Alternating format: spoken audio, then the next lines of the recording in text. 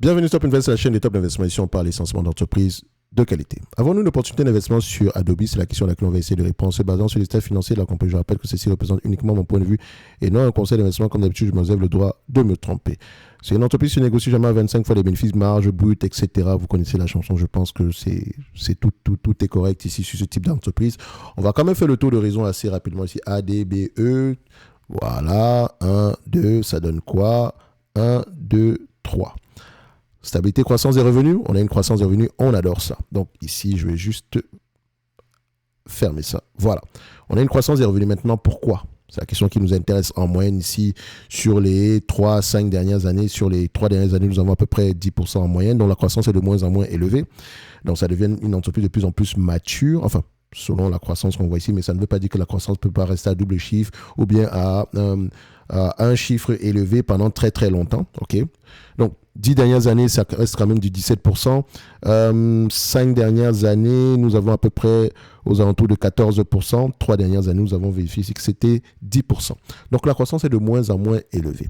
Et quand la croissance est de moins en moins élevée, on aura tendance à avoir un multiple en contraction qui se rapproche de plus en plus du 20 à 25 fois les bénéfices en moyenne.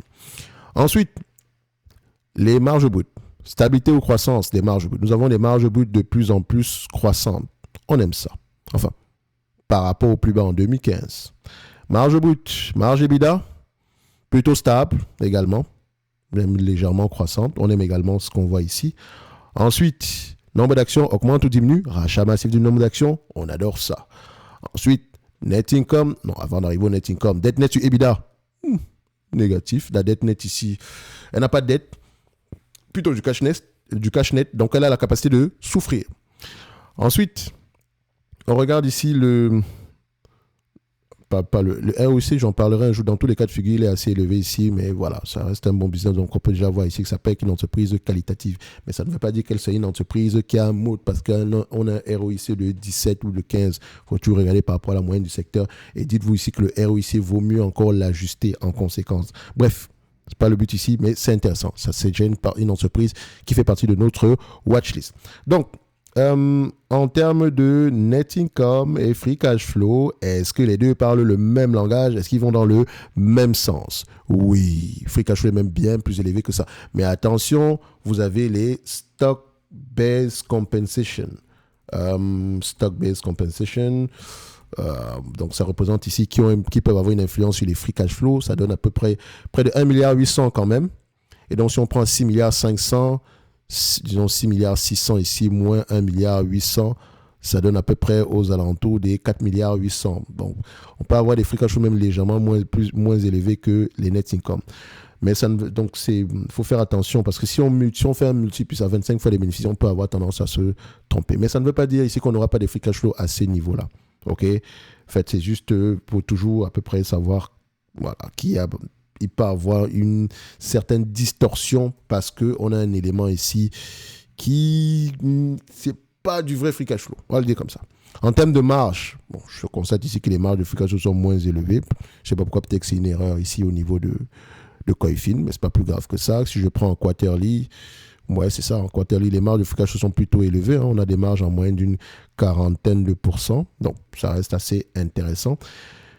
Du point de vue évaluation, je ne paierai pas plus de 25 fois les bénéfices ici. Et c'est un business qui se paye jamais à des multiples de valorisation plus élevées. 25 fois les bénéfices, c'est un business assez prévisible. Les années ont tendance à faire de bonnes prévisions ici. Je vais également voir si les prévisions sur les derniers mois ici sont de plus en plus optimistes ou bien de moins en moins optimistes. 25,57 il y a 6 mois, 25,57 en date d'aujourd'hui, 22,99 il y a 6 mois, 22,99 en date d'aujourd'hui pour 2026. Donc, on est plutôt sur une stabilité. Donc, on peut déjà voir ici qu'on me demande de payer en date d'aujourd'hui $431. Un business qui pourrait me rapporter aux alentours de $25,60. J'arrondis bien sûr. $431, $25,60, $431, $25,60 divisé par 4,31. Ça donne un rendement sur coût d'à peu près 5,93%. Si elle continue à se négocier à 25 fois les bénéfices, 4% de rendement, c'est intéressant. D'accord? Si par malchance, le multiple de valorisation se contracte et qu'on a une revalorisation à la baisse du multiple, on va avoir tendance à se négocier entre 20 et 15 fois les bénéfices. Et donc, on pourrait s'attendre à peu près à un prix aux alentours. Voilà, on pourrait également se dire que le prix actuel est juste correct. Donc, il y a de grandes chances qu'on ne surpaye pas actuellement. Si les marges restaient au même niveau, les revenus également, et que les perspectives d'avenir attendues en 2027 se réalisent. D'accord?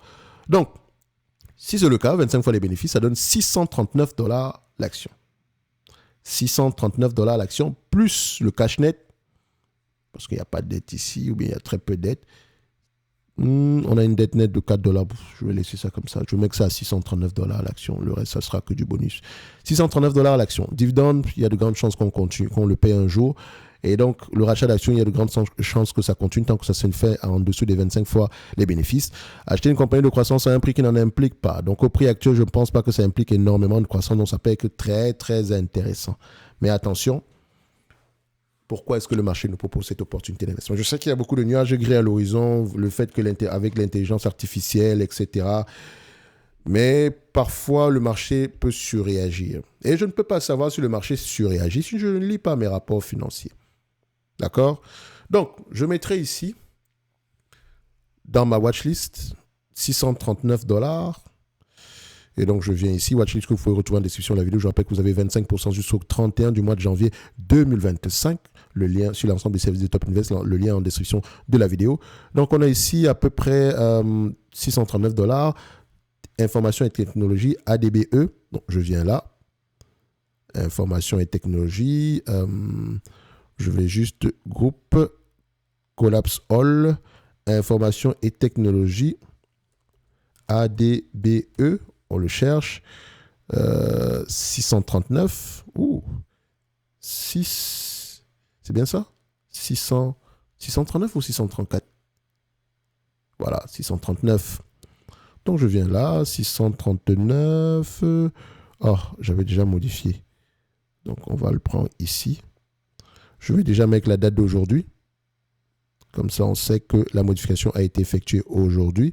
Si vous avez accès à la watchlist, bien sûr. Et donc, ça fait ici 639. Voilà. Ce qui nous, on se dira ici que l'entreprise Adobe pourrait être une bonne opportunité d'investissement au prix actuel. Et maintenant, vous savez quels sont les éléments qui ont été pris ici. Et je rappelle que vous avez le droit, et vous avez même le devoir de vous faire votre propre avis sur Adobe, sur le plan quantitatif et fondamental, sur le plan quantitatif et qualitatif. Ok, ne vous basez pas sur ce que je vous raconte ici. Moi, j'aime bien ce que je vois. Ça pourrait m'intéresser à aller regarder en profondeur. Ceci n'est que mon avis et non un conseil d'investissement. Comme d'habitude, je me réserve pleinement et royalement le droit de me tromper. Un like, un abonnement, un commentaire, ça fait toujours plaisir. N'oubliez pas, 25% de réduction sur l'ensemble des services de Top Invest jusqu'au 31 mois de janvier 2025. Merci, au revoir.